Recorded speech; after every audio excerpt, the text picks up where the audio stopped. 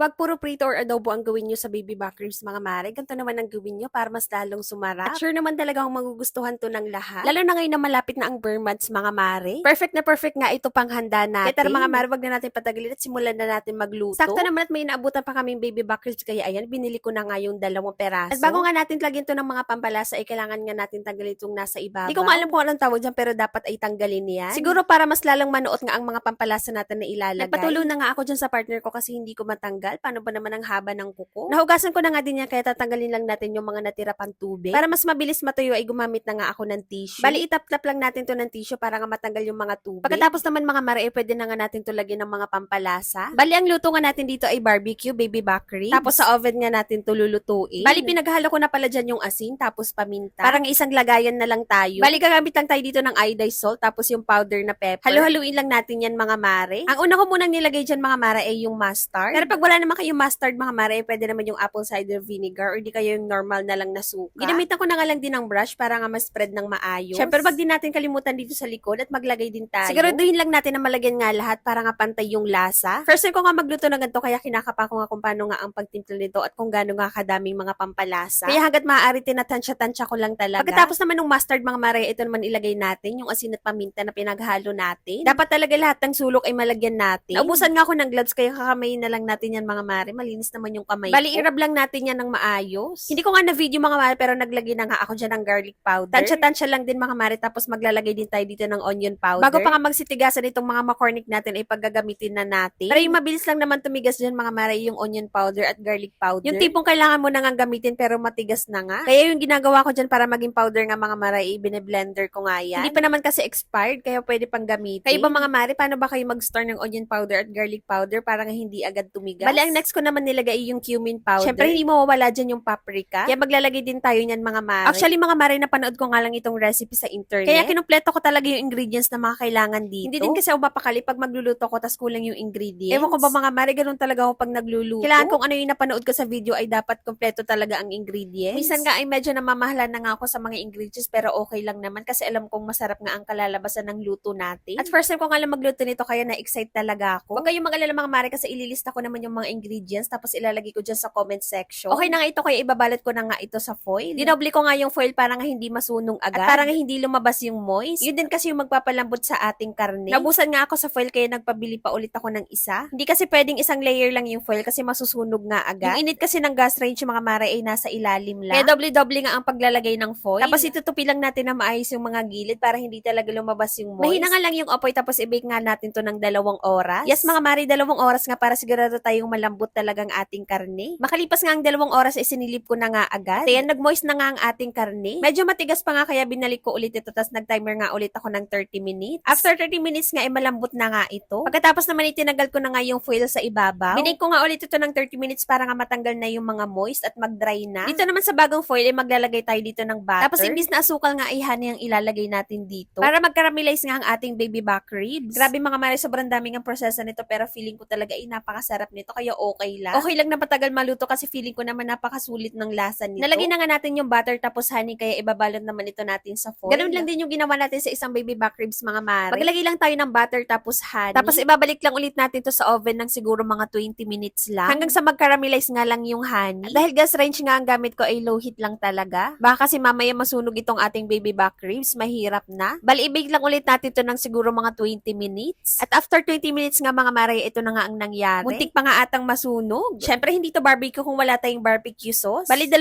flavor nga ang ating gagawin. Bali, yung flavor natin ay smoke barbecue tapos yung original barbecue. Bali, itong original barbecue sauce muna yung ginamit ko. Gamitan lang din natin ng brush para ma-spread talaga ng maayos yung sauce. Dapat yung original barbecue sauce nga lang yung flavor natin. Kaso sabi naman na partner ko, gusto niya ngang itry yung smoke barbecue. Kaya sabi ko naman, sige, bilhin na nga lang natin yung 2 flavor para nga sa susunod alam natin kung alin nga yung mas masarap. Pero mas nasarapan nga ako doon sa smoke barbecue sauce. Nilagyan ko nga lang ng sauce kasi ilalagay pa nga natin to sa oven. Para mas manuot pa nga yung lasa ng sauce. Hindi ko nga namalayan kung ilang beses nga natin to binalik sa oven. Pero ewan ko na lang talaga kung hindi to masarap. So, sobrang dami ba namang proseso? Bale, ito nga maglalagay tayo ng hickory smoke barbecue sauce. Isasalang pa nga natin to sa oven ng siguro mga 15 to 20 minutes. Hanggang sa manuot nga lang yung nilagay nating sauce. Promise mga marilas na balik sa oven na nga yan. At ito na nga ang final look. Mga mari, tignan nyo naman. Grabe, sobrang labot niyan at sobrang bango. Ito na talagang final mga mari. Lalagyan na nga natin ng sauce. Medyo damihan na nga natin para lasang-lasa talaga yung sauce. At gamitan lang natin ng brush. At ito eto na nga, sa wakas nga natapos na nga tayo. Natawa naman ako kasi nagustuhan nga ng bisita, tapos sa sobrang lambot nga nito mga mare kahit hindi mo na nga gamitan ng kutsilyo. Kahit kamayin mo nga lang ay pwedeng-pwede na.